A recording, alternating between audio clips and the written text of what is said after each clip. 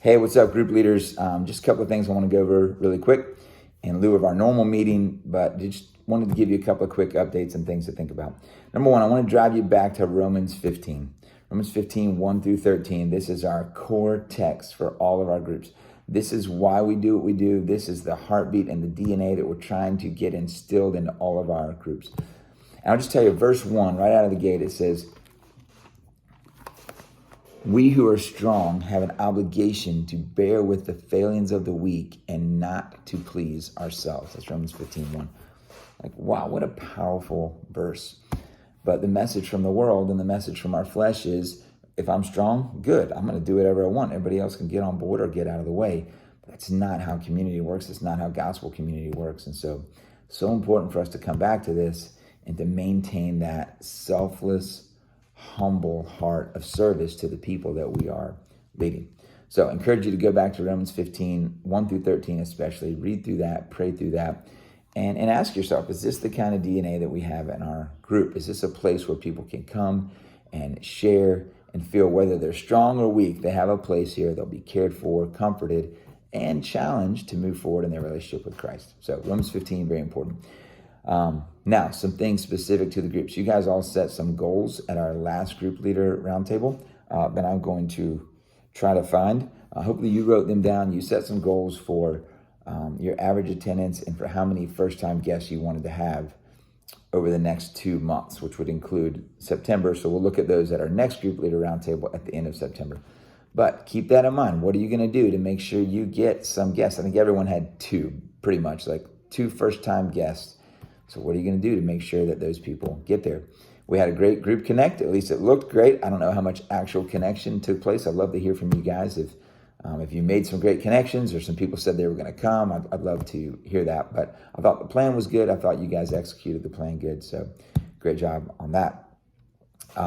But everyone should be dialed back in, meeting regularly, and making sure that you're reaching out to people and connecting and engaging. And someone misses, you know where they are and what's going on, and people in our groups really got to feel that sense of support and community. All right, church-wide stuff. Here's what's going on. 2 services is the big thing right now. That's what we're really pressing into. In order for us to get there, we've got to get these 80 spots filled for 9 and 10:30. We've got the tracker board that's up and looks great, so we're going to be tracking that every week. So be encouraging your groups. Ask your groups, hey, have you guys filled out the online survey? If you haven't, hey, let's do it right now.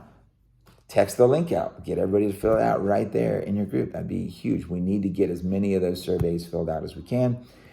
We need to make sure our serve team leaders know who's serving and to get them in the right spot. And, every week, we're one step closer to October 22nd launching. So you guys, as group leaders, you can really help people press into that and make sure we're getting everything lined up for that. Okay, so super exciting.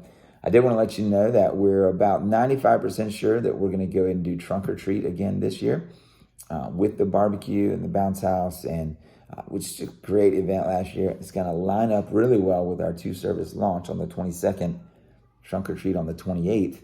Be a great time to actually invite people that come to trunk or treat to come check out one of our new services. So we'll talk more about that as we get closer, but have that October 28th date kind of in your mind as we move closer to that. Let's see what else. Bible 201 is starting Sunday.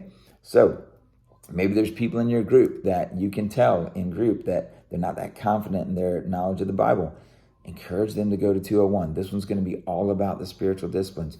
We're going to teach them about reading the Bible, studying the Bible, journaling, praying, fasting.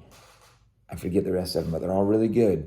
Okay, Bible 201, spiritual growth, spiritual disciplines. Encourage your people to be there. And man, we'd love for all of you to come and to sharpen your skills when it comes to the spiritual disciplines. So that's coming up. We have 3 baptisms on Sunday. Super exciting. We want to make sure that we get all 3 of these people connected with someone to disciple them as well.